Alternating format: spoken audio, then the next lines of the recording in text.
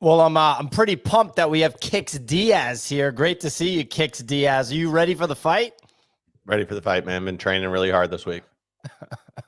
Good to have you back, amigo. The fight, of course, that we're talking about, ladies and gentlemen, is popular YouTuber Jake Paul is going to be taking on a former MMA legend, now allegedly retired. We'll see if he, or I guess not retired, but just out of the main promotion.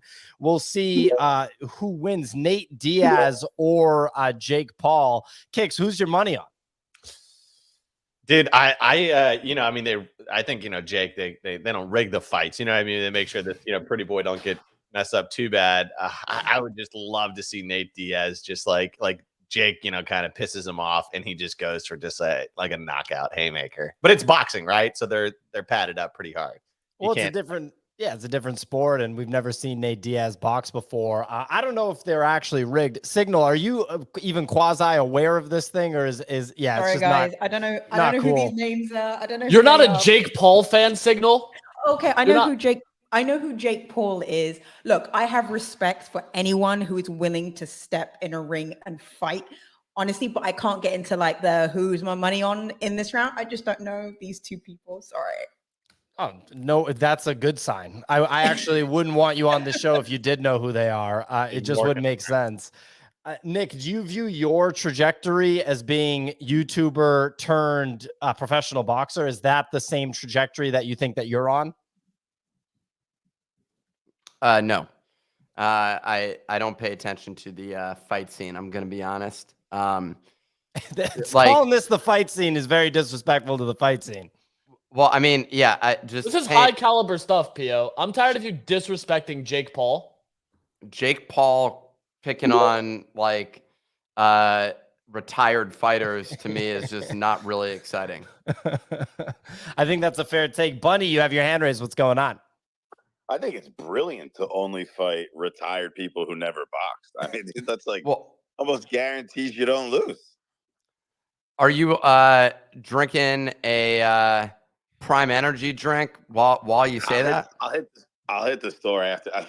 That doesn't make me biased, man. If you look at the line, Jake Paul, big favorite. Yeah, a 16-year-old who's working out all the time is going to beat the shit out of a 70-year-old. Like, that's just what's going to happen. He's not working out. He's doing steroids, dude. Get it right. There's a proper way to train. They don't drug test. It's completely above board. That is true.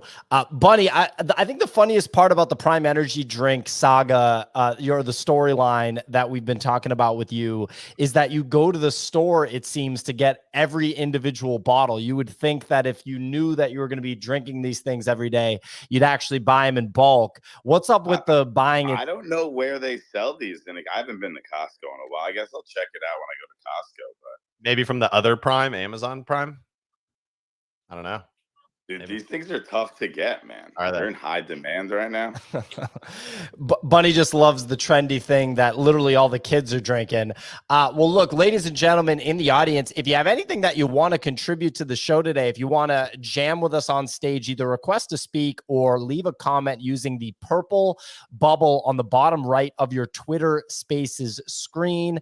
Also, Twitter rolled out the ability to request to speak on Twitter Spaces on desktop. So new features shipping for Twitter Spaces. Love to see it, Elon Musk and the gang over at Twitter. Today, we're going to discuss the release of Rec League by YugaLabs. So another game by YugaLabs in collaboration with Animoca Brands and Enway Games. We're going to talk about the latest in Binance versus the Department of Justice and the future of L2s in the NFT space. So definitely a juicy show, definitely a lot of stuff to talk about. And again, if there's anything that you want to contribute, either leave a comment or request to speak. Quickly, I want to let everybody know that today's show is sponsored by LiveArt and their upcoming drop, The Kingdom of the Laughing Man. So LiveArt sponsored the show before. We're incredibly excited to have them back. There's a very easy sponsorship for us to talk about because we feel that it's very much so in line with the NFT space. The artist Yu Minjun is known for his collaborations with artists like Cause, which I'm sure many of you have heard of before, and you're familiar with Cause's work. And also brands like Comme des Garçons, which if you listen to hip-hop music, I'm sure you're familiar familiar with, or if you're a high fashion enthusiast, then you're very familiar with.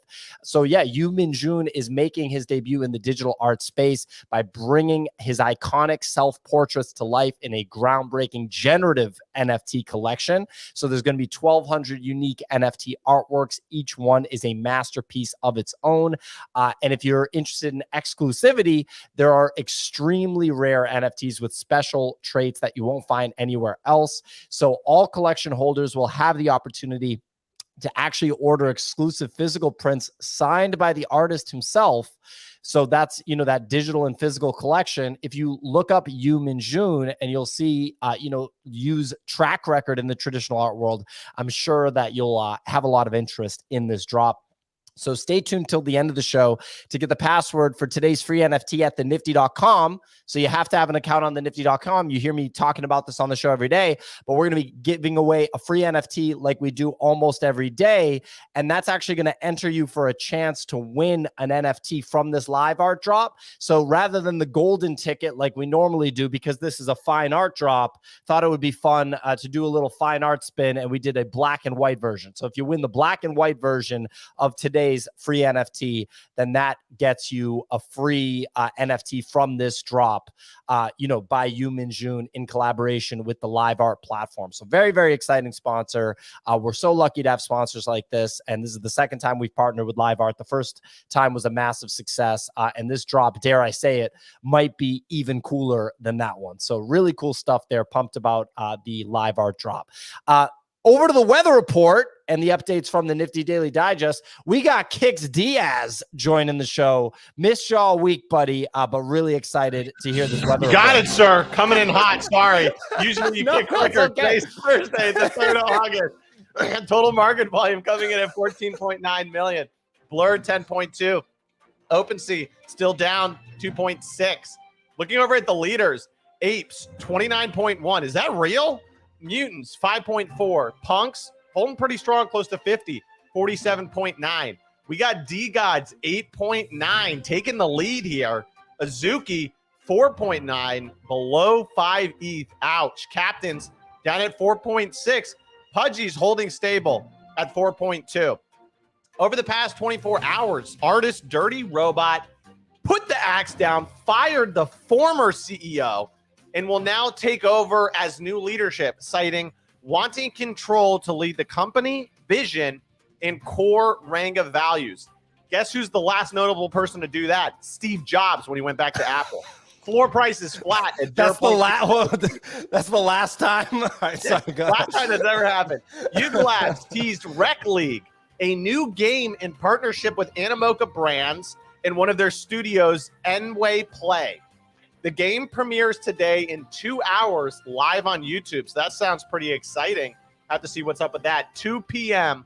live on YouTube. Over on Ordinals, Taproot Wizards are hosting a Spaces today with Bored Ape Yacht Club's co-founder Garga. The team will chat, how do we reboot Bitcoin culture? Lastly, Crypto Dick Butt's metadata updated to show black spots. After post-reveal crash, floor price doubled from 0.04 to 0.09. Quickly looking over at crypto, we have huge Bitcoin win. Oh, yeah, massive win. I mean, that's just a monster 2x right there. That reminds me of early 2021. Looking over at crypto, we got Bitcoin 29.1, ETH 1830, Solana 22.6, Ape 1.8. Seeing a little bit of pullback after the DOJ said they're going after Binance. Back to you in the studio. Fantastic weather. weather. Actually announced that. That's pretty gnarly. We're going to talk about that. Real quick, some updates from the Nifty Daily Digest daily newsletter that you can subscribe to at thenifty.com. You have to, as I mentioned before, have an account at thenifty.com to be able to claim today's free NFT, which again is going to give you a chance to win the giveaway from LiveArt, right? So you're not going to want to miss that. I'm just trying to make sure that I communicate that. If you win the black and white free NFT today, that means that you are, the winner of the giveaway. Anyway, Phantom Wallet introduced Instant Sell. Phantom Wallet, of course, the wallet sponsor of the show, which is a new feature that allows users to sell their NFT to the highest bidder directly from the wallet, aggregating the highest bid across all marketplaces to give the user the highest available bid. Love to see our sponsor, Phantom Wallet, continuing to innovate and actually shipping features when other wallet brands are not. So very cool to see that from Phantom. Shout out to Phantom.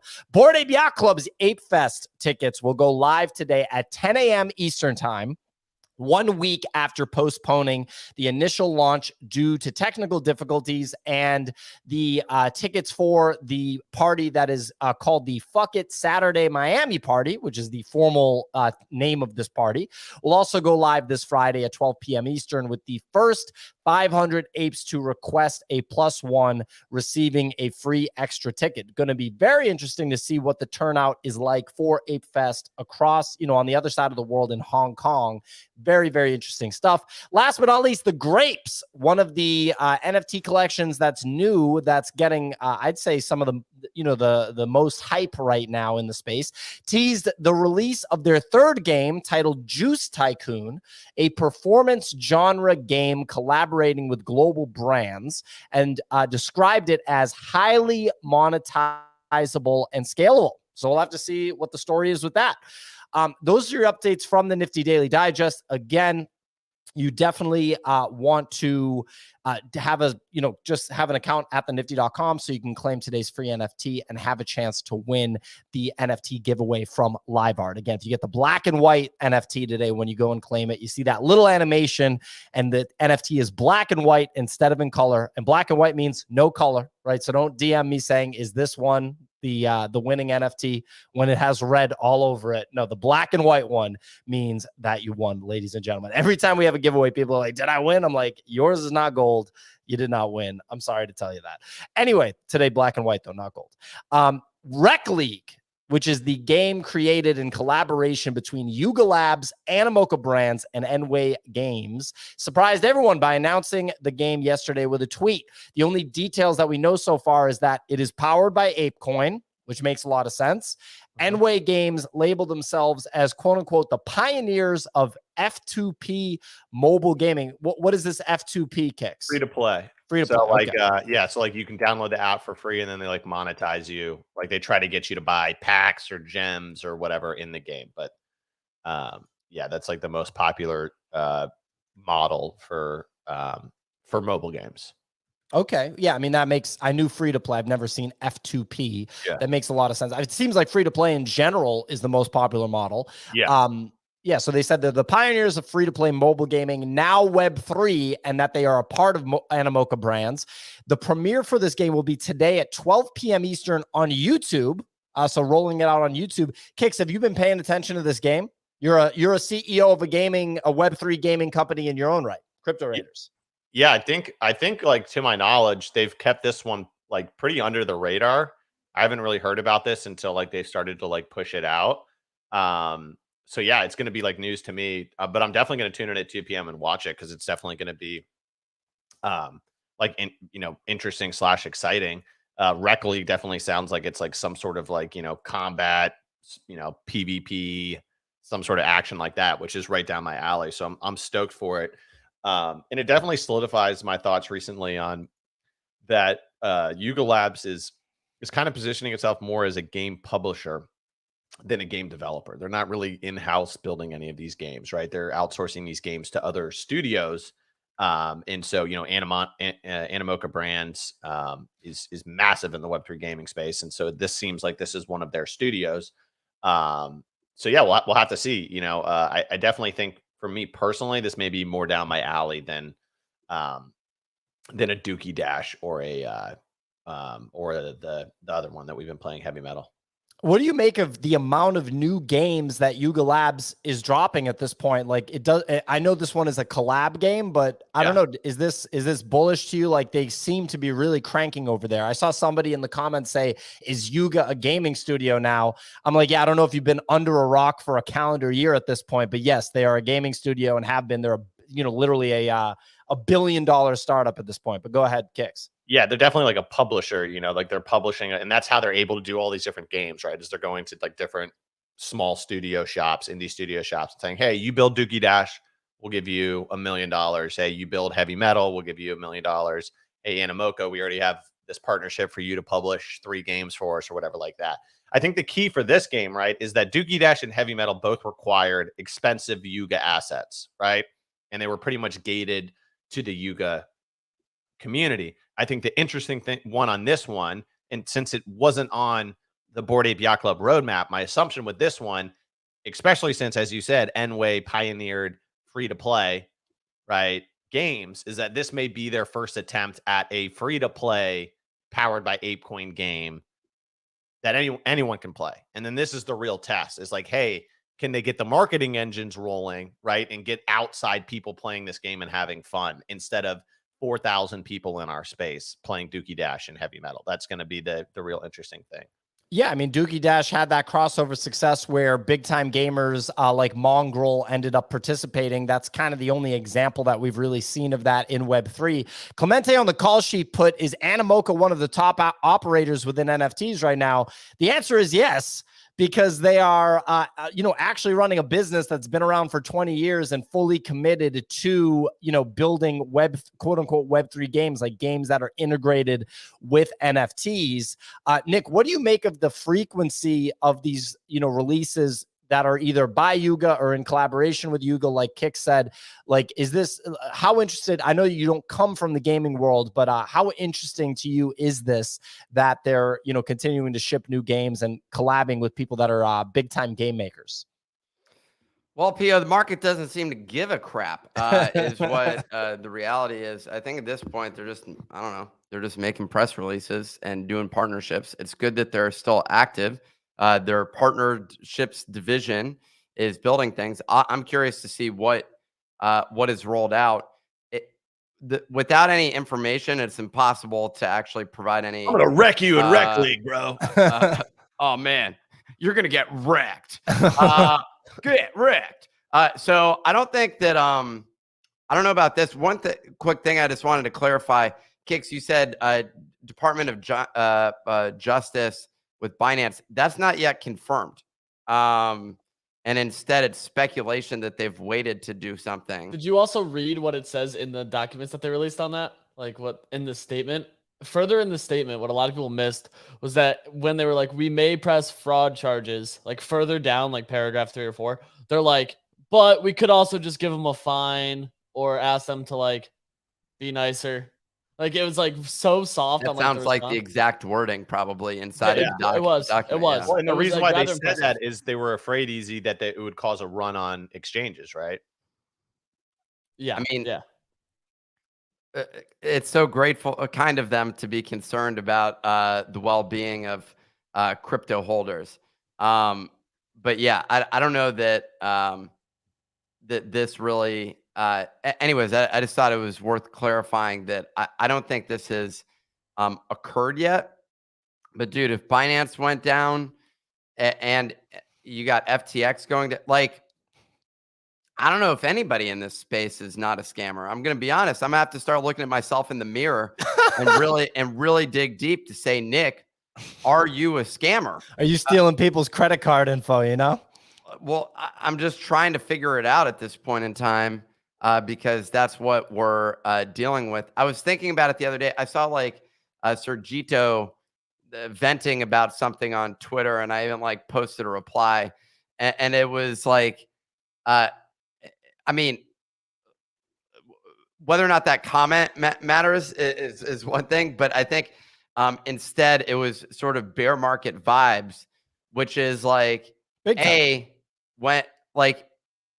Everyone in this space has consistently been out for themselves. And let me be clear, in business, that's usually how people operate. So you want to just make that assumption straight out the gate that everybody's in it for themselves. Collaboration is not about you being like, hey, let me make your career a success.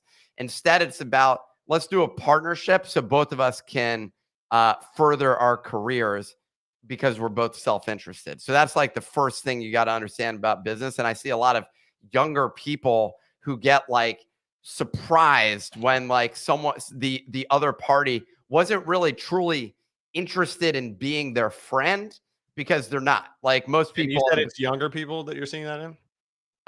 Very commonly, I see it with indoctrination. Well, this is why I experienced the same thing at one point. Like, so when you're young, here's what happens. I'm going to just break it down for you and of what takes place in this entire process and in this industry. And new people into the industry, because this is a new industry, end up being shocked by it. So here's step one.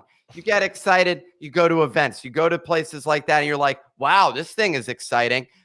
And look, there's a bunch of people making money. I could make money. So that's like phase one, right? And it's just enthusiasm. You're like, yeah, I want to get involved with this. You make the decision to get involved. So you get involved. You start hanging out with people. And those are like networking events or online networking or whatever it is. So now you're networking with people. And the impression is we're friends because you had drinks and you're doing a lot of the similar activities that you would do with your non-business friends, right? But you're doing this at work. So your assumption, the emotional connection that you're starting to develop to some of these people is real, but it turned out that you weren't actually developing real friendships with them because the other party, they know what's up. Like they're just here for the money. And that they had to find Los Angeles. They had their eye on the prize, basically. Okay. So they're focused on it. And here's the thing. Some percentage of those people, they're going to make money and you're going to be the loser saying like, yo, I know Johnny. I know Mary. I used to hang out with them. Let me send them a text message. And then you send them a text message and they don't reply. What happened, Mary? What happened, Johnny? I don't understand what the hell's going on. I'm down in the dumps because I missed part of this wave. We were all out having fun saying we're going to diamond hand this to the top, but y'all exited and stopped talking to me. What's going on, Mary and John? And so now, and this happens to 90% of people. I'm just letting you know, because like you are actually 99% of people, because you can't, 100% of people can't be successful. 20% of people can't be successful in these industries. At least that's how the sharks perceive it, right? They're out in it for themselves. So you're now going through depression. And that's what's happening at this moment in time to many people in this industry is they thought a lot of those people they were friends with, that they made money with, that they partied with, were actually their friends, but they weren't. Those people were sharks. And you thought you had a friendship, but you found out that you had a business relationship and you were the sucker. Okay. Anything else, Nick? Anything else? Anyway, I don't think Binance is going to go down. It would be my response. I think Binance is going to be okay. I'm just saying everyone in the space is that person, and Binance is those people as well. Well, no, they were the 1%. Everyone's Binance. Thank you for the 7 stages of crypto. We can all relate to the 7 stages and where we are with that. But also, and you know, I am seeing this more and more in a timeline, like that bear mentality that you were talking about. And it is true, but I think it's very much like a very small group of people who have the loudest voices. The algorithm is pushing because the negativity has better engagement than any kind of like positive good comment. Or in, you know, how they show in restaurant reviews, you're more likely to post a negative comment than you are a positive comment. So it's not even that there is more negativity out there. It's just that the people who would counter that are not being either pushed by the algorithm or posting. So it's like, I understand that we are in this sort of like bear market where people get worn out, but I think it's even more important in those times to like go through your feed, cut out those people, make sure you're like following the right people so that you're actually hearing like what is going on rather than just like the crap that the algorithm just keeps feeding you. But I agree, we are in the 7 stages, but I think you're like stage 6. Well, I think everyone else is like stage 2 or 3. Sorry about that. The only difference to what Nick's saying is that in business, right, when you say people are out for themselves, the difference is they do have a product and they have a source of revenue, and they're actually in a perfect world, dare I say it, solving a problem. I know it's a crazy idea, but a business is supposed to solve a problem. And the difference is, I think when someone like Sergito, for example, gets frustrated, and I didn't read the post, I did like see it. I think I saw it. I'm assuming I'm thinking of the one that you saw. I understand where that frustration comes from, because in this space, instead of solving a problem, a lot of times entities in the space will literally just try to put something out to milk an audience like a cow. That's the thing, right? So Nick, go ahead. They did solve a problem. They provided a speculative asset that you could go buy and get wrecked on. And the problem was that like you went in and you bought it and you thought there was you actually believed the bullshit that they were talking. Here's the thing I've observed as well, and this was something that was really difficult for me to come to terms with. That like most entrepreneurs, period, their job is to spit bullshit in order to raise capital, basically. We all know the deal between investors and a lot of entrepreneurs, we know it's bullshit. We know the deal's not going to work out 99% of the time, and you're going to have to pivot to something else. So we're all lying to each other. So let's start with that at the foundation. Once you accept that, you can elevate yourself to a place where you have the winning attitude and you take money from other people. See, that's what Binance has done a great job at. All of the people in the space that just dropped projects and then did nothing afterwards and just took the money and left, that they got the right sort of attitude there. The people that made up sort of highfalutin dreams that you could have bought into associated with their NFT project, it was all made up stuff. And all of us participated. So the problem, Pio, that they were solving was that we needed more stuff to believe in because we haven't, found a sort of a spiritual guide in our lives, And so that's what I'm here to talk to you today about, Pio, and that's Jesus. Well, I don't know if I totally agree with that one. Signal, go ahead. I mean, Kicks, go ahead, please. I was just I think people, especially like NFT maxis are especially frustrated right now because NFTs are down only. I'm watching my bags just go down on a daily basis. And then people are all just trading like meme coins. And if you like miss these meme coins going to absurd valuations, that's a recipe for like mental crisis. You know what I mean? Like all of your bags are going down. And then as Signal said, the feed, the feed feeds you all these people that are like, yeah, dude, I just turned 10K into 100K in 36 hours on, double hopscotch, Shiba Batman. And that's going to tilt you, What's the ticker for that? Yeah, this is, yeah, exactly. It's Solana. Yeah, this is just classic, poker tilt. This is what happens to people at poker tables when they get just a consistent round of bad hands and then they try to force some hands they don't have and they lose even more money and they go full-blown tilt and they go broke. I mean, yeah, I've seen it happen. When you speak about people that are actually building in the space, which obviously, like, some of the stuff that Nick's saying is an exaggeration. There are people that are like, yeah, I'm going to dedicate my business career to the Web3 space, obviously, like we're doing. One entity is Polygon that is building on Ethereum. And so I guess the Polygon team has shared that DraftKings Rainmakers, a weekly fantasy game that's using the NFTs, it's similar to SoRare. Yeah. Recorded $1 million in 24-hour trading volume on Polygon. So obviously volume on Polygon is super essential to that blockchain. There's been people in the past that have pointed out that perhaps the volume on Polygon has been lacking a little bit. So it's interesting to see some juice here. The Polygon business development team has shown time and time again that they can get these connections. They can get these partnerships. They locked in Starbucks. I mean, they locked in Donald Trump of all people. And now it looks like DraftKings. Kicks, it seems like you've paid attention to this one. Are you familiar with it? Yeah. I saw them posting it around yesterday. It's like a little weird because DraftKings, like, they have their own marketplace. And that's like where the NFTs are traded. So it's not like you can go to OpenSea or Magic Eden, right, and like see this actual volume. Because I saw this and I was like, oh shit, like DraftKings is getting volume. And I went to like OpenSea and I searched DraftKings and it's just literally the volume 0 ETH. I'm like, okay, that's weird. And it's like I go over to Magic Eden, nothing's happening. So it's on their own marketplace, but it is like NFTs on Polygon. But basically you have to like go to their specific marketplace to like check out this action. But you described it perfectly. It's like a so rare kind of like collectible fantasy fantasy. It's all credit card, no crypto. Yeah. Buy and sell in the DraftKings app. You can withdraw money through DraftKings.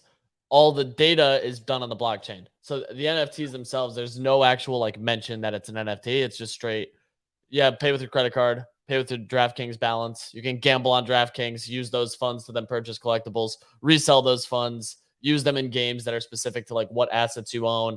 It's Sorare is a very good comparison. And that's why the number isn't like real. It's not like actual Polygon NFT volume, right? It's like what Easy said. It's like a gated marketplace trading where the data is built on Polygon, but the actual volume is not happening on OpenSea or Magic Eden or stuff like that. But it's happening on Polygon.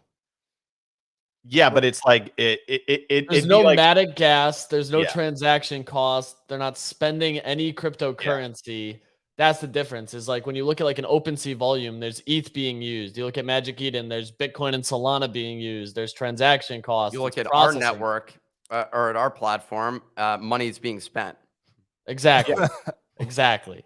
Like I So don't like that's the thing. one of the things I went to look easy was to see if like DraftKings was a top gas guzzler on Polygon that day, and it wasn't in the top. There's 10. no gas at all. It's just that the NFTs are minted on Polygon, and that's the underlying tech stack. But all of it is still Web2 database aspects of them just transacting peer-to-peer, user-to-user without anything beyond just like a stamp that this NFT is in this account. Well, I mean, look. Oh, go ahead, Nick. Sorry.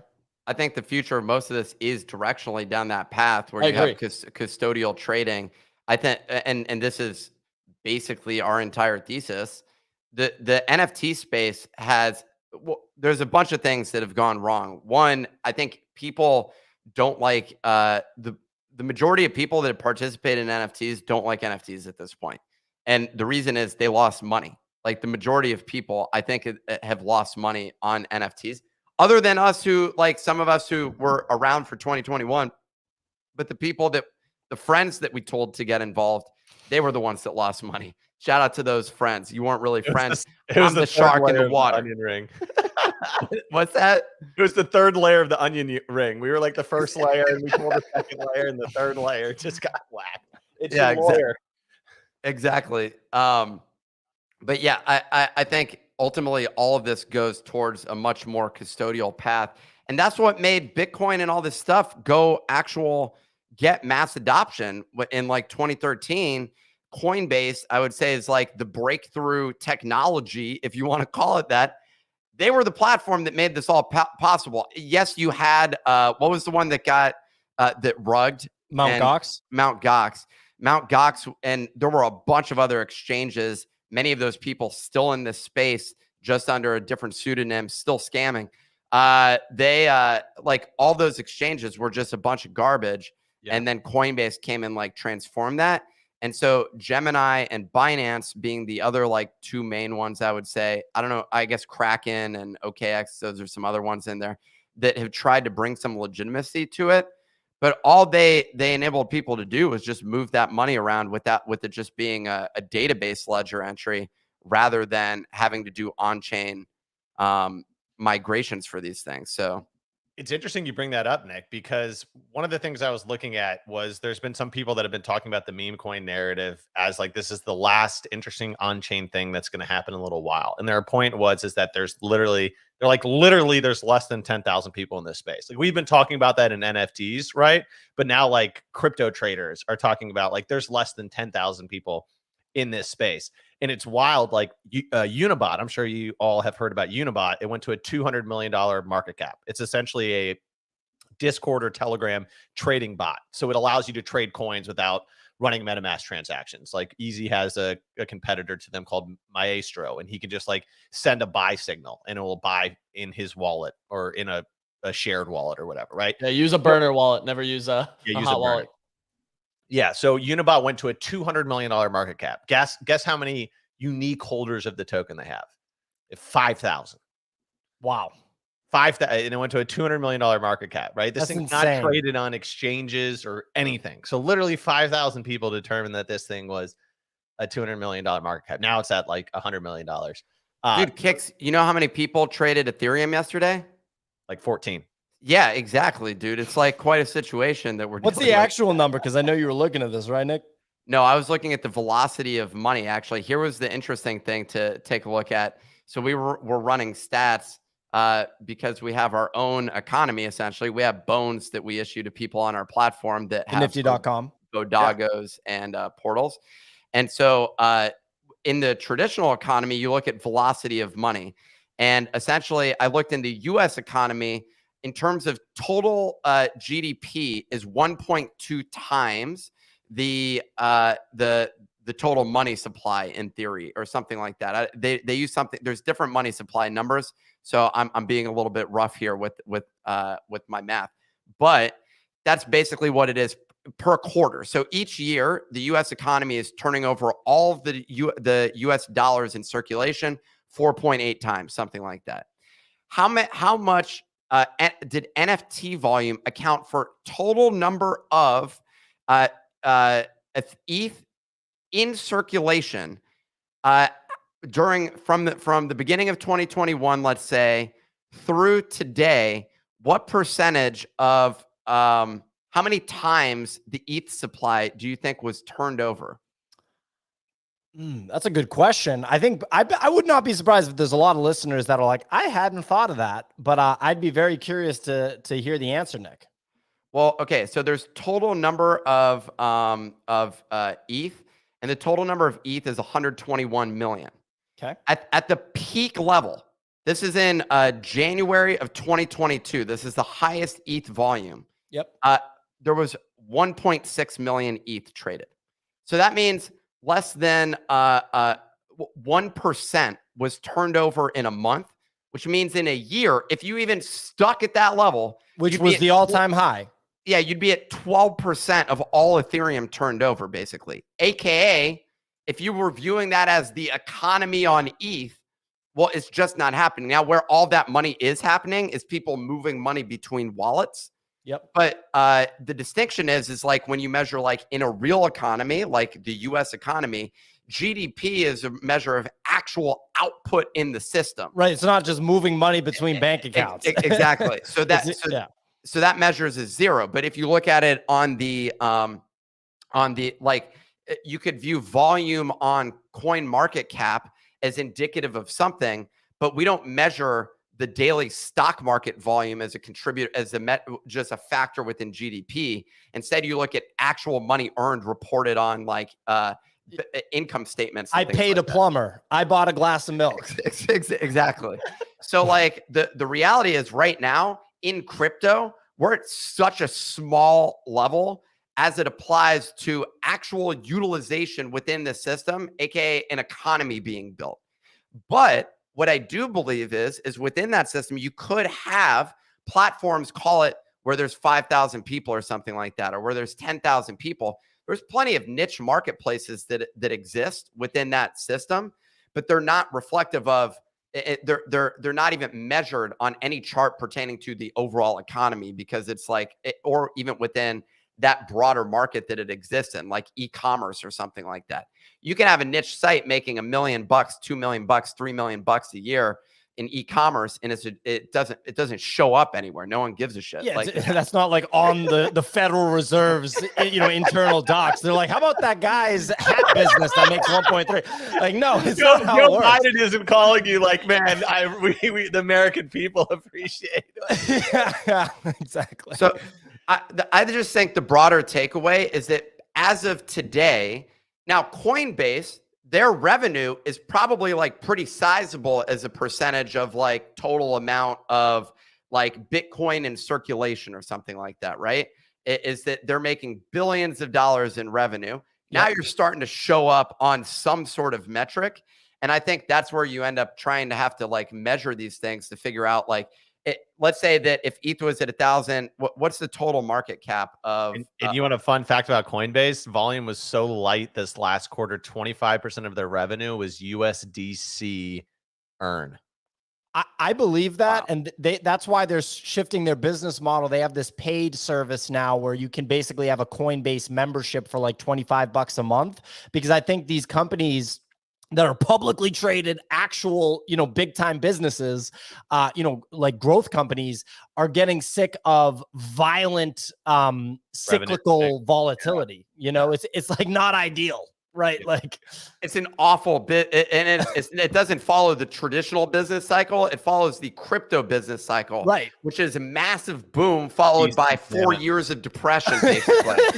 It's just not ideal. I mean, I remember I see people in the audience talking about Nifty Gateway. Me and Kix came into the NFT space through Nifty Gateway, and that's a centralized platform where I don't think any of the Nifty Gateway volume contributed to the volume on Ethereum, right? Because it was all like custodial, but then you could withdraw it. But I listened to one of the founders, and they've actually come on the show before. We've interviewed them. Really good guys, Griffin and Duncan Cock-Foster. I don't remember which one I was seeing speak.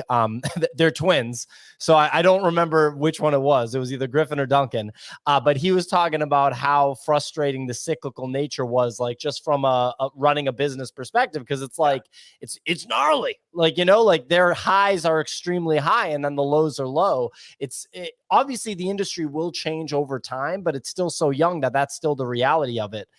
Nick or Kix, was there something else you wanted to add on this? Well, like what Nick was saying, the full circle thing, essentially, like from my point to his point, was that like the only way that you go really mass market is with stuff like custodial solutions, like what DraftKings is doing, or like what Nifty Gateway is doing. That's what got the Nifty. Nifty Gateway got both of us into the space. The Nifty's going to get a lot of people into the space. So that gets people into the space. But also, even when you get to the space, only a portion of people like us actually then break in to the true on-chain activity. Most people will still just sit in the custodial solutions, and the on-chain data just shows that. Like if you need to be able to branch out to people outside of this small bubble, else you're fighting over literally 5,000 people.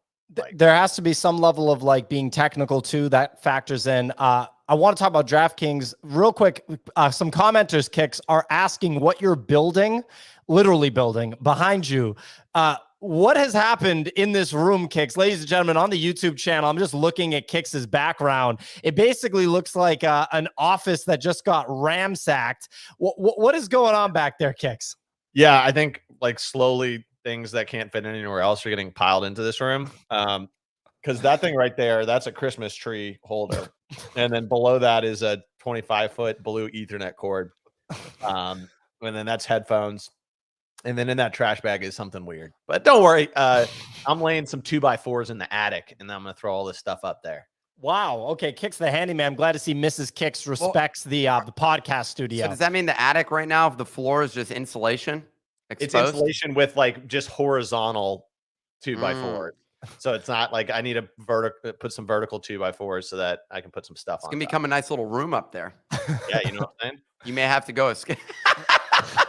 You may have to go escape to that room periodically. Yeah. Just Kix grown man crawling on the floor of like basically a glorified crawl space. He's like, I just had to get away from up the family. there. Is everything okay, honey? Yeah, come on. Exactly.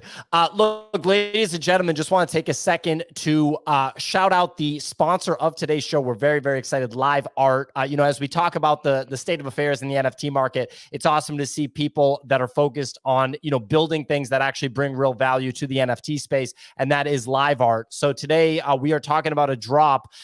This is really exploring the world of contemporary art, and we're going to dive into that and really talk about that through Yu Minjun's first digital collection, The Kingdom of the Laughing Man. So from prestigious institutions like the SF MoMA, the Denver Art Museum, the Guangdong Museum of Art, the Shenzhen Art Museum, and beyond, Yu Minjun's influence is very, very, it's felt worldwide. Let's put it that way. And now with this drop, buyers have the opportunity to own a piece of Yu's artistic legacy. So the Boundless collection, it has 1,200 unique NFT artworks that are, they're all different. They're all unique, which is very, very cool. So in the collection, there are a few extremely rare NFTs with special traits, and those are obviously the ultimate prize for collectors and connoisseurs. I'm personally a really big fan of, all the entities that are doing great work, bringing artists from the traditional world that have had success in the traditional world and introducing them to the NFT world. And most importantly, like you see in this collection, taking their art and having them actually create it in a digitally native or an NFT native way, the way this collection did. This is basically like a generative art collection that you made with the NFT space in mind. So I'm just really excited to talk about this drop, to talk about LiveArt, and really to talk about the traditional art world in general, like what the state of affairs is and how NFTs fit into it. So sponsors like this get me really excited. It's super easy for us to talk about all this stuff. So we might end up going long with them today. It'll be a lot of fun for me, especially. So stay tuned till the end of the show to get the password for the free NFT that you'll be able to claim at thenifty.com. And that free NFT is going to basically enter you in for a chance to win an actual NFT from this drop, from this Human June drop. So if you win the black and white version of today's NFT, so that's black and white, ladies and gentlemen, don't overthink it. It's black and white, because every time we do these valuable giveaways on the show, somebody asks if they won, and I'm like, yours is not, gold. Yours is not black and white. If you win the black and white one, then you get a free NFT from this drop. So very exciting stuff, and we're really, really Thanks pumped. for shouting out the 3 people that send you DMs, Pia. It happens every time. I just wanted to give some clarity to the audience. There seems to be consistency. I can't handle it. I got 3 more messages in my inbox, and that just threw me over the edge. Dude, it's I can't in the take inbox anymore. People My go in name's the Theo. Discord. I hate NFTs. What? I thought you were getting inboxes with people saying that you were saying things you weren't saying. No, that people are in the inbox just over and over again going, did I win? Did I win? I'm like, is yours gold? And they're like, no. And I'm like, so you didn't win. So anyway, black and white is the special one today. In honor of the art world, I thought it would be nice to do a fine art twist and to do the winning one in black and white. So look, to cover this, just to circle back to this DraftKings thing, I think first of all, I think that companies like DraftKings and FanDuel absolutely have a place in the NFT space. I think that you're going to see that. My question is, what can they build that will attract people and make people actually want to engage, make people actually want to become users, daily users of the product, that's different than just their existing model, which lets me place all sorts of little bets on different sports related things, right? Like I can kind of bet on whatever I want if I use the DraftKings app. It's legal in the United States at this point. A lot of the speculative crypto stuff that we see is basically glorified gambling. It's just kind of what it is. What can DraftKings and FanDuel do that's different than just placing little prop bets and placing different bets on sporting events? Like, I don't know. Does anybody have any ideas on this? Like, I know Easy is into sports. I wouldn't be surprised if he does some sports gambling. I know when Nick gambles, he likes gambling. I'll tell you that, but it's not often. Saying, like, what can they do differently, like DraftKings? Well, I just mean, like, look, I can already use DraftKings to bet on the fights this weekend, to bet on a basketball game. I think you can bet on like summer league basketball. You can kind of bet on whatever you want to do. Anything, bet on anything. Literally anything. You can bet on who places 4th in a NASCAR race 1 month from now. Like, exactly. So take your pick. So where does crypto come in? I believe it comes in somewhere, but I'm not a genius that has the foresight to understand how it plays into fantasy style, in my opinion. Like, that's really what it is like the fantasy style that DraftKings and FanDuel started with. Before you were betting on odds and lines, you were picking players to be in these pools. And many times what you're actually seeing is similar to that So Rare model, where I think they've seen the success of So Rare and are like, we should be doing this. Like, think of it too, like there's dynasty fantasy sports teams and like fantasy football where you actually keep your players through years. And there's ways for that to be like on chain and let people trade those assets peer to peer that you can kind of manage through blockchain tech, which I think becomes inherently more interesting because now it's like instead of a whiteboard in someone's garage where they're writing it all down, you can actually just manage it all through like a blockchain database, which becomes significantly more interesting because there is like levels of that. And I think there's also ways for people to take speculative plays in the same fantasy style through like rookie cards and net new players. And that's kind of what you're starting to see is people taking those bets where now it's like, oh, I'm going to go chase these players who are rookies just for potential upside down the line. And it's not so much as like trading a picture of a lion on the internet versus more similar to like trading cards and people chasing rookies out of packs and stuff like that. That like, I do think we continue to see more of this digital focus because a lot of people saw the success of like Top Shot, which was supposed to have a fantasy sports style game and a simulation game that just never came to fruition. And I think that's what gets most people interested, is like sports individuals enjoy that style of stuff. You see NBA 2K's My Player and Madden franchise mode, even FIFA Ultimate Team, are like millions, if not hundreds of millions of dollars spent yearly that people get frustrated every year because the team just resets. And now there's like an opportunity for that to continue to cycle, where like different opportunities present themselves, different rookies, different player signings, different catalysts in the real world that play into this stuff, that I think just kind of extends the ability for like franchise gameplay to have longevity, instead of FIFA 24 comes out, the $2,000 I just spent on Ultimate Team is now literally worthless. Yeah, I think what Easy said there is actually spot on, because PO, like the issue would be like if they try to do too much fantasy or like the sports betting stuff. First of all, they have a lot of state by state regulations on that stuff, right? That they have to comply to, and that's harder to do on chain. And they would also maybe cannibalize. They'd just be cannibalizing their business, right? Where they would actually make a lot of net new money is what Easy said. If they took like a Top Shot model, right? And they have all of these customers that are already doing fantasy football and are betting on fantasy games, right? So they have this huge customer database. If they could get them into like a Top Shot style digital card trading thing that's all on chain, that would be like net new revenue for a DraftKings or a FanDuel. That would make a lot of sense to me. I mean, that's interesting. Why does it need to all be on chain? Why would the trading cards need to be all on chain? Well, I think that's an actual use case, because like in real life, Post Malone just bought the Magic the Gathering card. Yeah, for $2.2 million. I think there's a real use case for digital collectibles. I mean, that's what we're doing here. Yes, Kicks. Yes, but I think yes, I agree. Why does it have to be on chain? Well, I think Nick, forgive me if I'm incorrect, but are you saying because they already kind of have those programs now, the specific like the fantasy sports programs?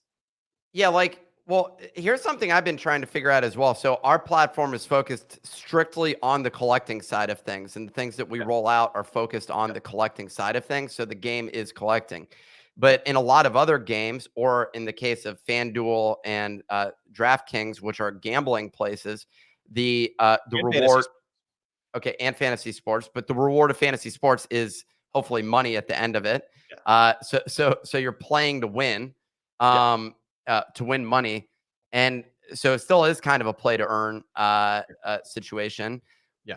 What in that world, does the player there really give a shit about collectibles? And the only reason that I do, the area where I do think they are worth something is, again, when they're worth money. And if they are worth money, I do see the value of like on chain, but to the end user, it's back to the thing that we discussed before. All that they want is some way to like liquidate this asset that they just made money on, because that's ultimately like what they're getting. And so I guess I don't know. I understand the value of digital collectibles, and I understand them potentially doing it on chain. And in fact, I actually think it's critical that we all build those things on chain. So when we mint NFTs, it happens on Polygon, and there will be some on Solana. But we'll do it in different places. We're blockchain agnostic, but I guess to the end user, do they really give a shit? Yeah, that's what I'm saying. Is I don't think for sports gambling or for fantasy football that there's this real use case for the users for them to push that all on chain. I'm saying if they were trying to add a new business model, which would be like a Top Shot digital collectibles thing, that would actually have a use case where then all of those cards people are collecting through DraftKings like is on chain, and maybe like Nifty Gateway, you could actually bridge those assets out of their custodial solution and have like provenance, like ownership on chain. But that part I don't think really matters. I think having it on chain is useful just to have it verifiable. And I think verifiable is really interesting, especially in the world of gambling. Like lotteries need like audits and things like that they have to subject themselves to. So it feels like having all that stuff on chain makes a ton of sense. It also gives visibility when they give you odds and stuff like that, that you can just literally go and look and be like, okay, I ran the numbers and here's what I came up with. So I do agree with the on-chain side. I just think a small fraction of people are going to have any interest in moving it outside. And instead, they're just looking at liquidation options so that they can get their money. I think to one other thing, what you were talking about there, I think is really important is, in terms of collectibles, you don't have to move it off like into your own wallet. if people within the existing economy, ecosystem, world, network, community, whatever you want to call it, value collectibles. And when it exists in a world where like collectibles may not be a big part of DraftKings right now, you have to insert things that have value and give them redeemable money, basically. So you have to have like, you need to seed that ecosystem. Now, I don't know how Top Shot in particular did that. I think in their case, Top Shot did it because they had the NBA and people They partnered with the NBA. They marketed heavily about it. And then the thing, like, dude, I was wicked early on Top Shot. That was the thing, was like, what got me interested was like, I came from collecting and selling trading cards. Like that vertical was ramping really hard at the time. A lot of people were chasing Zion Williamson rookie cards. You literally had people camping outside of Target before they opened for hours to buy retail packs in hopes of pulling Zion rookies, LaMelo rookies, and like trading cards at the time were extremely hyped. So they launched at a great time. And then on top of that, they had this NBA partnership where they were teasing that, like, if you go to an NBA game, you can get certain packs. And then the crazier part was like, it led right into that January 2021 pre-Bored Apes, start of hash masks, Crypto Kitties were starting to run, and Top Shot cards were selling for 5 to 10x. So right out the gate, you saw like a lot of reselling groups, trading groups calling this as like, you should be chasing these. There's money to be made. There's opportunity, which got a lot of people into that. And then, of course, like NBA players started to get into it. You saw Josh Hart buying cards. You saw a few other NBA guys who were like playing into this model where all of a sudden people were like buying jersey numbers. They were chasing limited packs. You saw a card selling for literally 10 to 100x day of, where like you could sell a LeBron debut moment for insane value. And I think part of it was because the physical cards were running. The NBA Top Shot partnership with the NBA and like phygital experience where being at the game, you could scan a QR code on the Jumbotron and get a card. And it was like this whole experience that was happening. And what actually led to like the decline was dilution, was they dropped too many cards too fast. All of a sudden now there was so many cards of the same players with no reason to buy or hold these cards because everyone was anticipating this like fantasy game that you got to play with your cards that never happened.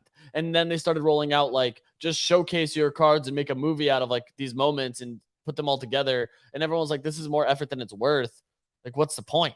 You know, and they just kind of like had all these high goals and ambitions that didn't really lead to like what they were telling people was going to be delivered on.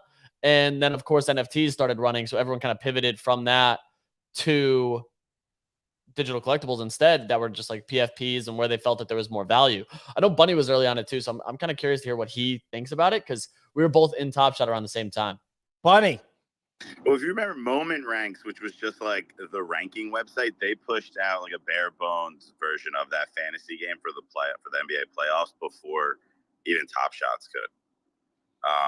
Like, I don't know what the hell Nick's talking about. Like, you wouldn't be able to keep odds on chain. They're changing constantly, right? Like, the only case I see for crypto, that's what you said. The only thing I see for crypto is like, right, you still have to deposit money onto like a Web2 gambling platform, right? Like from your bank account or from PayPal or their Apple Wallet. Whereas if you just connected a wallet and had access to gambling funds, I don't know, that would seem like it would be one less step into being able to just like yeet your money. I love that Clemente named the Twitter space On Board the Gamblers. Very, very nice, Clemente. I'm sure I'm seeing people come in. People are like, what are they talking about? Nick, do you want to defend your position? Because Bunny just said that your take was out to lunch. I didn't talk about odds of actual games. I was talking about the odds of rare collectibles, and those are not constantly changing, Bunny. There's a fixed inventory that's available, and if you can actually audit all those, that'd be great. As long as it's not on the blockchain flow where Top Shot is used, which no one can figure out how to use, and has no portability to any other blockchain whatsoever. Nick, you're talking about basically like, Nick, you're talking about like if I open a pack, right? If I open a pack, having like the RNG, the randomness of opening that pack being on chain, verifiable, someone can audit and be like, hey, these guys aren't printing too many of these rares. Like this is actually like the odds are sound. Yeah, that makes a lot of sense. You can see the supply. And in our case with our own platform, you can go and see how many NFTs exist on OpenSea. All the numbers are there. All the blockchain data is there. So you can see the outcome. We don't like, there's portions of it that are obscured, not because we're trying to be secretive about it, just because it's more efficient to manage it. And there's like, you're trying to reduce costs. And I think a lot of this stuff can be done with databases. But to have that visibility for anybody to be able to go and look is key. Look, I do believe in digital collectibles. I think they weave themselves into pretty much everything. I think they already are in a lot of places, but we don't view them as digital collectibles.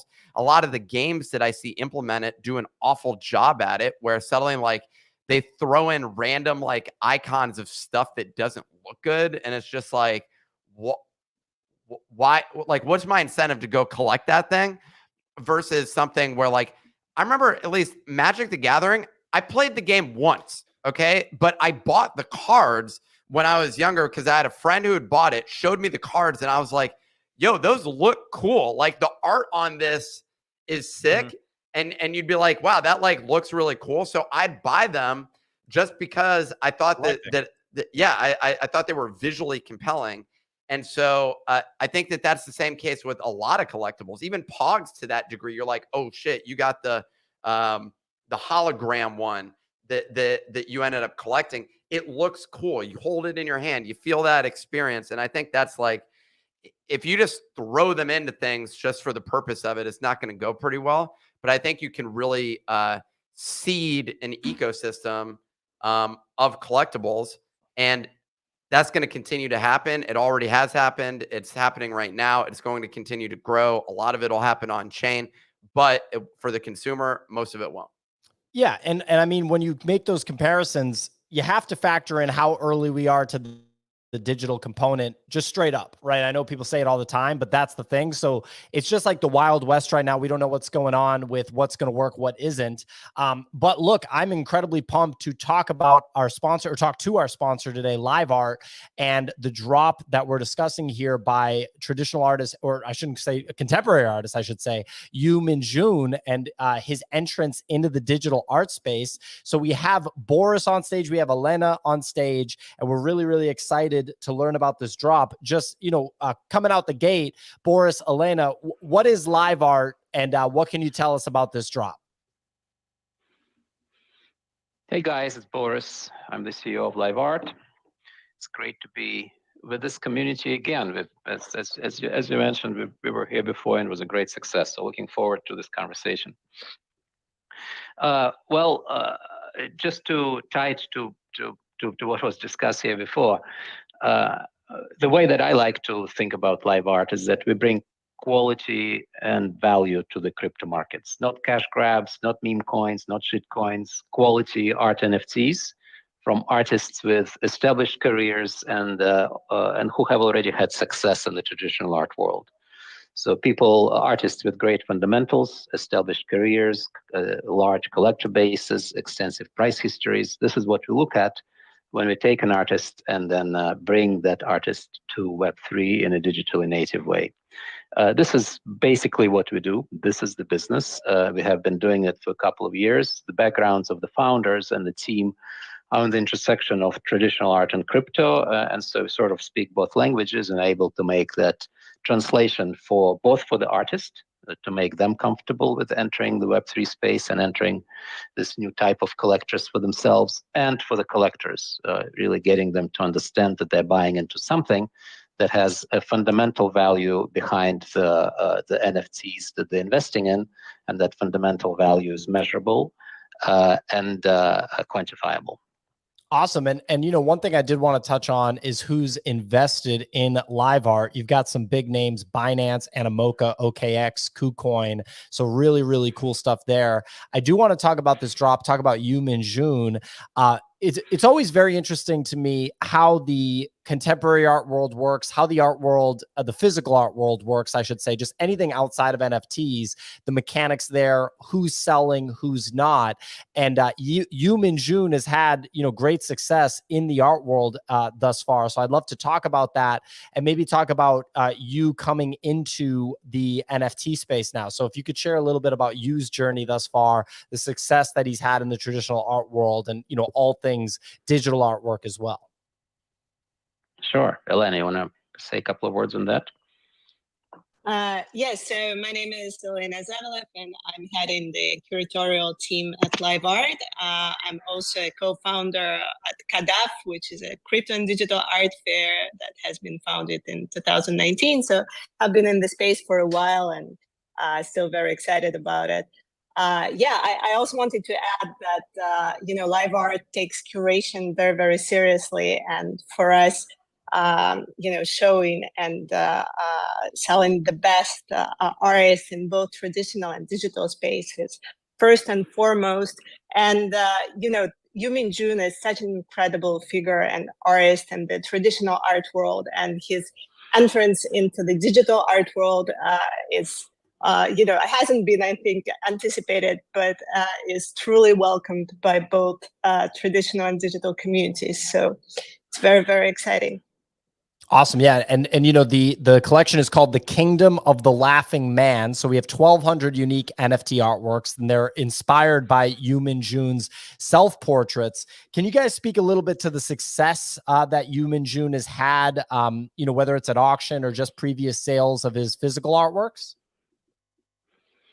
Yeah, so this is one artist that is probably, one of the top artists in the contemporary art scene today. So if you look at, there are different metrics for that are fairly common in the art world. And in fact, one of our products called the LiveArt app, you can download it. It's a free app, is probably the top authoritative source for the art market right now, as far as understanding the value of traditional art.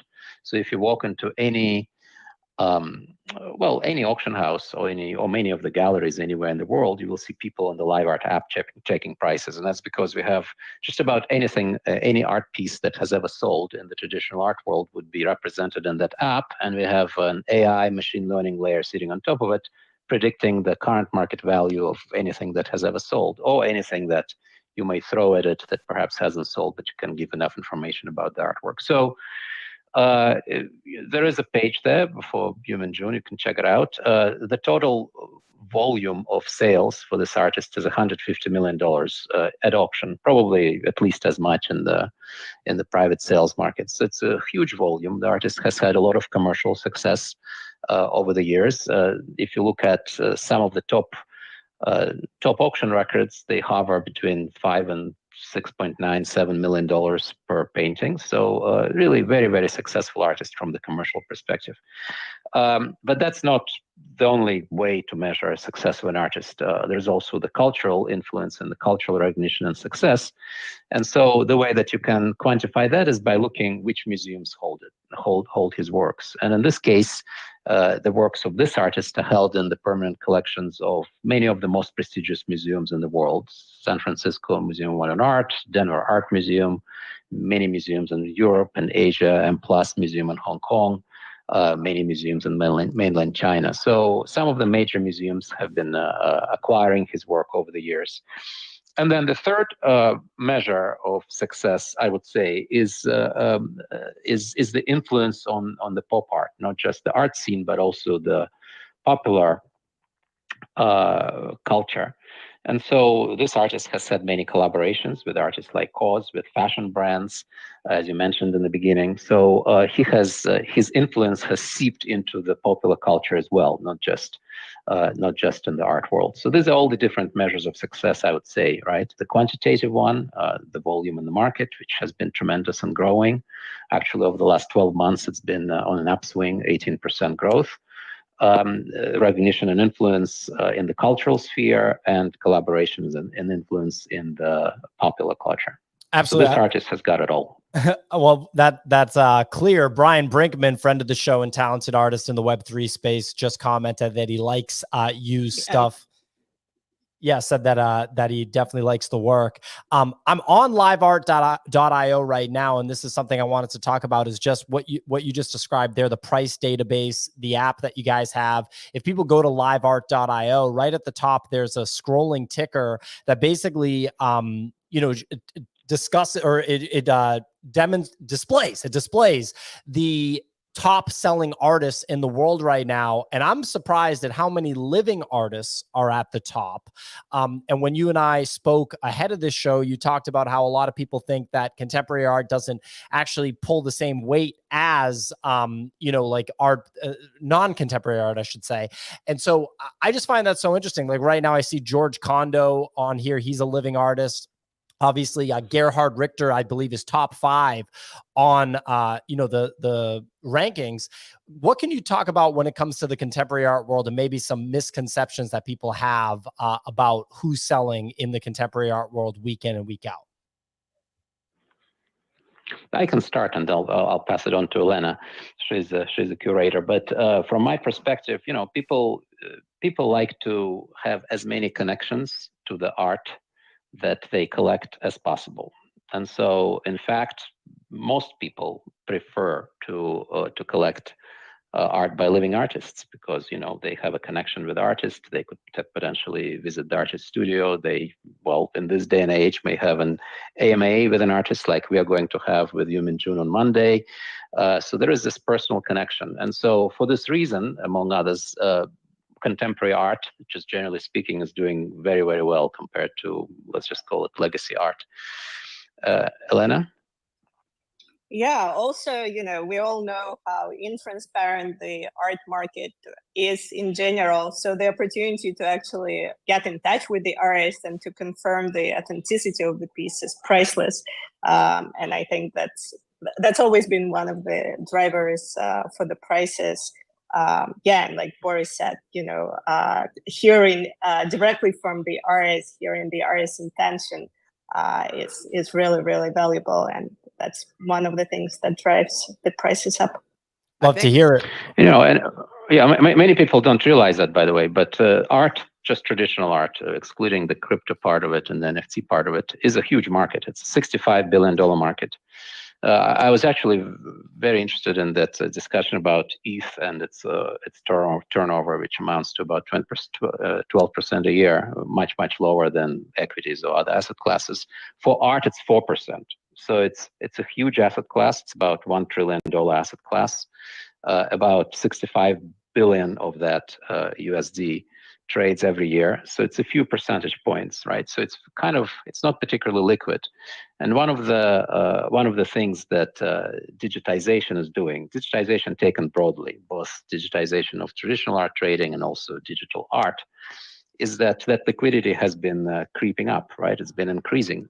So there are some people out there who think of art in addition to its aesthetics as an asset class. And so they've been quite excited seeing that trend going for obvious reasons. Well, that's obviously great to hear. I want to throw to Signal in just a moment to see if she has any questions regarding this drop. It looks like Nick wants to chime in. Nick? Yeah, the thing I was just going to ask is, I think when Pio and I were looking at this, we were surprised that Vince Van Gogh is number 11 on the ranking. But if you look at his last sale, it was $150 million or something like that. Do you guys have, I find the leaderboard that you all have fascinating, and I don't know many other. Actually, this is the only site that I'm familiar with that has this sort of private market style data publicly available that you can just go sign up for. Traditionally, access to this type of data is near impossible to come by. So for you all to expose this for free is pretty awesome. That's the first thing I was going to say. But secondarily, what are these rankings actually ranking? Because Basquiat, it looks like max price that showed there was 67 million. Van Gogh is 150 million. Well, his median price is going to be far higher than pretty much anybody else. Yeah. Well, sort of, yes. Excellent question, and thank you for the compliment. We're certainly looking to democratize access to the data. I think people ought to be competing on the quality of their product, not on access to the data. So the data should be available to everybody, and that's really one of the things that we're doing in all of our businesses. Now, specifically, there are different kinds of rankings. That particular ranking is the total volume of sales at auction over time, right? Over the entire, record over the last 30 years, to be exact. Of course, that would depend on two things: the average selling price or the median price and the volume. And many of the contemporary artists have a much larger supply that many of the artists like Van Gogh, right, who have much more limited supply because most of their paintings are in museums, and museums don't trade. So this is really a commercial ranking, right? It's a ranking of the artist's markets, not the artist's total value. If you look at the museum holdings, for instance, then the ranking would be somewhat different. But if you look at the trading activity, then the ranking is what we see here. We have different indices, and you will see that every artist on the site has an index, and even every artwork has a pro forma price history. Even if it had sold once, twice, there is a pro forma art history kind of going from the creation of the artwork to the present day that we calculate. So we do a lot of this quantitative kind of stuff. But one ranking that I don't think we've published on the website, but we use a lot internally to prioritize which artists we are going to work with, is a ranking that takes it's a weighted ranking that takes liquidity and average price and volume into account, so that you can see not just who is trading at a high level, but also who is trading a lot, and there is supply and liquidity in the market. Because those are the artists that tend to be particularly successful when you bring them to Web3 audiences. Well, it looks like Banksy, I'm looking at some of these artists on the leaderboard. Banksy's down 40% year over year. What are you doing over there, Banksy? I'm actually, well, I could geek out on these numbers for a lot, and I don't want to bore people with that. But my last question associated with this is, I'm assuming the way that this is working in some regards is filling the gaps, basically. So that you have data point A happening, a sale happening 6 months ago. You have a sale happening 12 months ago. And maybe the number going down, one is volume, so like unit sales. The more data points you have and the closer that they are together, the more demand, in theory, that's being measured by your system there. So is it, when it says something's down 30%, is that the mean or median price of something selling? Or is that also heavily impacted by the fact that there's just less sales, lower sales velocity happening? Sure. Hey, you want to geek out? Let's geek out. Why not? This is. Are you guys familiar with Zestimate? Yes. This Zillow does this for real estate. So yes. It's very similar. It's very similar tech, right? So basically, the fundamental problem here is pricing something that is unique and that sells only infrequently. Real estate has that problem. Art has that problem. So pricing something that has a lot of liquidity and is not unique, right? So it's basically a lot of the same thing and that trades frequently. That's easy. But pricing something that it's infrequently and everything that is trading is different, that's difficult. And so that's why all those machine learning models are quite helpful. So in our case, the artwork has I think 102 different parameters, different aspects that we track. And each artwork is unique. So it's not just by which artist, but also its size and its medium and its price history, lots of different, its sale history, and lots of different other attributes. Some of them are intrinsic to the artwork. Some of them are specific to the art market and how it trades. Some of them are specific to external things, like what's the equity market doing, what's the potentially crypto market doing, though that's not yet in the model. So all of those things are thrown into a machine learning model. It's now in version 5.0 that we've developed. And then what comes out of that is, for every artwork, it's pro forma price history. Then we combine those into different indices by artist, by art movement, for the entire market, in any way that you can, because the atomic unit that we estimate the price over time is each individual artwork. And everything affects everything else in the model, right? Because if anything, we track auction sales, for instance, in real time. Every day somewhere in the world there is a lot of stuff sold. If it's specifically by the artist that the index is computed for, that of course will be affected directly. But even if it's by some other artist that is not this artist, but artist that is similar to this artist in some way, the index for that artist will still be affected. So there are so that's basically what you see when we show trading activity, as well as trading. I wouldn't call it advice, like trading signals, right? What's going up, what's going down, is it time to buy, time to sell? We are drawing on all of the data in the market that is currently live, as well as the historical data. Well, it's definitely fascinating. Great job with it. I think having something like this is remarkably valuable, especially even just as a reference point when you go buying some of these items. You know, last time I bought a Van Gogh on Artsy, it was quite the process, and I didn't know whether or not I was overshooting or undershooting my price estimate by $5 million. And so, but in all seriousness, that's incredibly valuable. So great job on that, and to be able to list, also to actually sell people on the site as well is a pretty awesome combo. It makes me feel of I don't want to compare it to something like the sneaker sites, but like StockX, but it kind of has some of that like dynamic, but with more class, obviously. So yeah.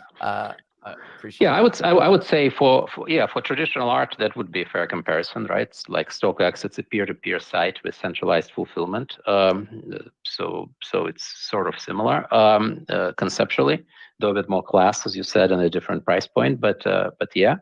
But I think that what I wanted to highlight and how we use this data, also in addition to powering our trading floor for physical artworks, is we use it to validate the pricing for our NFT artworks, right? And why is that? Well, it's because most of the artists that we bring to market are these traditional established artists with established careers, collector bases, and price histories.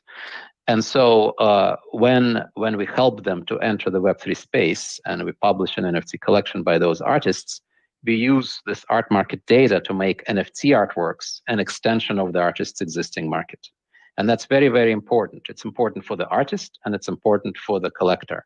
It's important for the artist because, imagine that you are, Human June, right? So it's like you worked for, I think 35 or so years, maybe 40, on your career. You worked yourself up to a multi-million price point. You have $150 million worth of art that you have sold.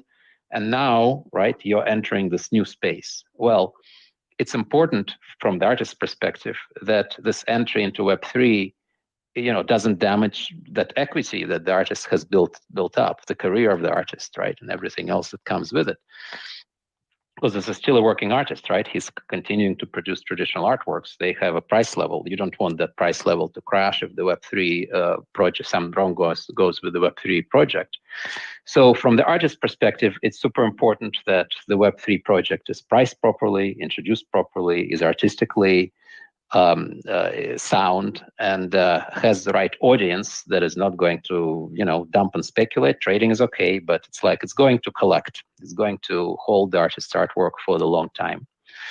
And from the collector's perspective, it's also super important to understand that the way that the NFT is priced has some reference to the underlying art market for that artist, right? Which is liquid, which is alive, that is being measured. You can look at it, you can see other artworks by that artist being sold and bought all the time. So it's not something that it's like you release the collection and you forget about it. No, this is something that is in the context of the artist's existing artworks and art market that is alive and continues to evolve and continues to grow. So, and that's why this data that we draw upon in framing every one of our collections, NFT collections, is so critical, right? This is what connects the NFT product, the NFT collections that you're buying, the NFT artworks, to the traditional art market for that same artist. I mean, the whole thing is definitely very fascinating. I think we could, kind of geek out, like Nick said, about the platform, all that. Nick, go ahead. Well, the last thing I was going to say is, I just think it's great. Like what you just said was essentially we saw during sort of round one of art in this space, not to point any fingers at Nifty Gateway, but like a lot of just pure speculation for the point of speculation without any sort of context of the art. And so to sort of be considerate of and methodical about introducing these things into the market is definitely key. And with all of the data where you're tracking these things and combining that, the digital representation alongside, physical art market information, I think is really cool. So I commend y'all on that, and great job. And I hope that we can have you guys on the show again, because it's really cool what you guys have put together here. Super cool stuff. I wanted to ask, before you dip, I mean, I love this website, so I'm really happy I came across this because it's extremely difficult to find this kind of data. Normally, it's always paywalled, but it acts as a sort of global order book for the artists that you have on the website, which is as up to date as possible. And historically, you can look back on that, which is extremely useful data. One of the things that you mentioned, which I found very interesting, was that you use the data that you have to be able to take an artist and bridge them from the traditional art world into Web3. But then you need to obviously take into the account wanting to sustain the value of that artist, because the sort of Web3 market is newer and there might not be crossover of buyers at this point in time. How do you find that balance between having an artist that traditionally can sell at a very high value, but when they come into Web3, perhaps their traditional buyer base doesn't cross over, but at the same time, you're trying to, keep their value up? Yeah. It's a great question, kind of very, very much multifaceted. We segment out, we have a pretty big audience at this point. We have 500,000 people, about 500,000 people in our immediate community. About, I think, 150,000 wallets have transacted with us in one way or another. And through Animoca brands, Binance Labs, and others, we also have access to other communities that we actively explore and market. So there's a lot of community out there that is within our reach, and therefore a pretty wide distribution. But you're absolutely right that this community is not uniform, right? So there are some people who buy at higher price points, some at lower price points. There are some people who are into art versus other segments of the NFT market. There are some who are mostly traders and speculators, and some who are holders. So we have developed over the years many tricks and techniques for how to segment that community, and really for every drop, make sure that we are targeting the collection toward the community that is most for whom it's most appropriate. For some drops, we even do kind of multiple editions for different communities, potentially even at different price points. Maybe very small editions, or an edition of one-of-ones, and a larger edition, and maybe even an open edition. So we've done all sorts of permutations, basically to make sure that the entire community that has interest in the art NFT subject matter can buy it at whatever price point we are able to offer it to them. Now, the second question embedded in your overall question was, well, then if we offer those NFTs at different price points, then how do we create those benchmarks, right, that map those price points to the traditional art market for the artist? Well, kind of the same story applies. The art market for the artist sounds like one big monolithic thing, but it isn't. It's also granular. So there is a market for paintings, which is the highest priced objects. Those are the ones that sell in the millions. There is a market for works on paper that would be at the lower tier. Well, for Human June, that would be maybe in tens of thousands of dollars. And then there is a market for editions, so editioned artworks. So he has all sorts of series. You can see that in our database. You can sort of look through them that are at the series of 130 or 45, the edition size.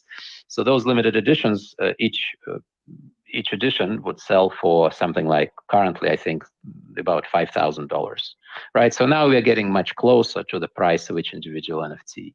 So this NFT in particular is at 0.39 ETH, 0.35 in pre-sale. So that's about a third or so, maybe, it depends on how you measure, of his lowest price print, right? And yet the entire collection is larger. So there are different ways to price it, right? So it's like there is a higher price, $5,000 for an edition of 130. That's about, again, I don't want to geek out too much, but just for the sake of illustration, that's about $500,000 for his typical collection of traditional prints. Now, if you take that overall price point and split it into a large amount of NFTs for a smaller price point, at a smaller price point, that allows you to offer something at a lower price point to a larger universe of buyers. So in a nutshell, this is how we do it, right? So we preserve this mapping one way or another between the traditional art world, art market, and the digital art market. But of course, the rules of the digital art market are different. In the traditional art market, each edition is the same. In the digital art market, it's actually better because you can make every edition unique through the generative magic of generative editions. There are many other differences to make it Web3 unique, but also you can play with the pricing in the way that I just described. But the point is to maintain that mapping so that you always can see that the price and the value of the digital is mapped and is an extension of the price and the value of the traditional market. Well, obviously, you guys have thought through this deeply, and it's very, very cool to see this drop. And really looking forward to seeing how it plays out. What do people need to know? Like, what is the call to action for people if they want to get involved in this drop? You already mentioned the allow list. What should people do, and where should people go to get involved? So for you guys, I believe there is a special allow list for the morning show listeners, and that's the one that you have, as part of the Twitter space. Yep, pinned to the top. That's probably the best pin to the top. That's the place. That's the best way to go because you get all sorts of special perks not available to anybody else by following that link. But anybody can always go to liveart.xyz and follow directions. You can't miss it. The Human June drop is front and center. Absolutely. So check out that pinned tweet at the top of the Twitter space, ladies and gentlemen. And that's if you want to try to get on the allow list for this Human June drop. Nick? Is that pre-mint page? Yeah, it'll take you to a pre-mint page and you register right there. Also, we're going to drop our free NFT today in honor of this drop, inspired by this drop. So if you go to the nifty.com/claim and put in laugh 23, LAUGH 23, Clemente, maybe you can claim it live on the YouTube show right now. That will claim the free NFT today. I think someone in our Discord may have already won it. We released these codes to the Discord first for holders of our NFTs. Not totally sure about that. Clemente seems to think somebody won in the Discord that won the free Human June NFT. But regardless, claim the free NFT. There's also the link to the sign up in the description of that NFT. There it is right here. Yeah, very, very exciting stuff here with this drop. Really fun free NFT too, if you go to the nifty.com/claim. But yeah, Boris, Elena, thank you so much for coming. Real pleasure to have you guys sponsor the show again. Any closing thoughts, anything else people should know about LiveArt or this drop? Well, I would say, yeah, Elena, please, you first. No. Yeah, thank you. No, thank you for having us here. One thought that I just had, if you look at traditional paintings by Human June and then you look at the work in this drop, you really can see a lot of common themes, and especially in his self-portraits. So these are essentially, generative self-portraits. So that actually, I think, is super, super unique, that the NFT work is actually super recognizable for people who know his art. So it's one of the reasons why I'm so excited about it. And yeah, enjoy. Yeah, and absolutely. I think that the art quality. I mean, we talked a lot about the numbers, and that's nice. It's always good to talk about the numbers. It's important, but the art quality in this drop is incredible, right? So these images are truly iconic. They're bold. They're memorable. They're instantly recognizable. They're unique because it's a generative artwork. And so this is really an opportunity to hold a strong art NFT that's backed by $150 million market for this artists for Human June's traditional art. Absolutely. And the way he rolled it out is super cool and super native for the NFT space. So ladies and gentlemen, make sure you check out today's sponsor, LiveArt, and the Human June drop that is coming in the next couple days. If you want to get on the allow list, check out the pinned tweet at the top of the Twitter space. Clemente has also been posting it in the YouTube comments if you're consuming this on YouTube. If you're listening to the audio podcast, just go to liveart.io and you can get to this pre-mint. It's premint.xyz/UYUE Minjun, MINJUN. Easy enough to find for sure. It's just premint.xyz/the artist's first name the artist's last name. And yeah, real pleasure having you all on the show again. We hope that we can have you on again. And thanks so much for joining us and talking about LiveArt and this drop by Minjun. Thank you for having us. Thank you. Our pleasure. Ladies and gentlemen, tomorrow will be the last show of the week. We do the show Monday through Friday, 9 a.m. Ran a little bit long today because we had such a great discussion with our sponsor, but we will catch you next time. Thanks for listening. The show's available on Apple Podcasts, Spotify Podcasts, wherever you get your podcasts, and also YouTube. I just put Clemente on the YouTube here right at the end of the show. I'm assuming he didn't want to. He's having a bad hair day. I'm just kidding. Anyway, we will catch you guys.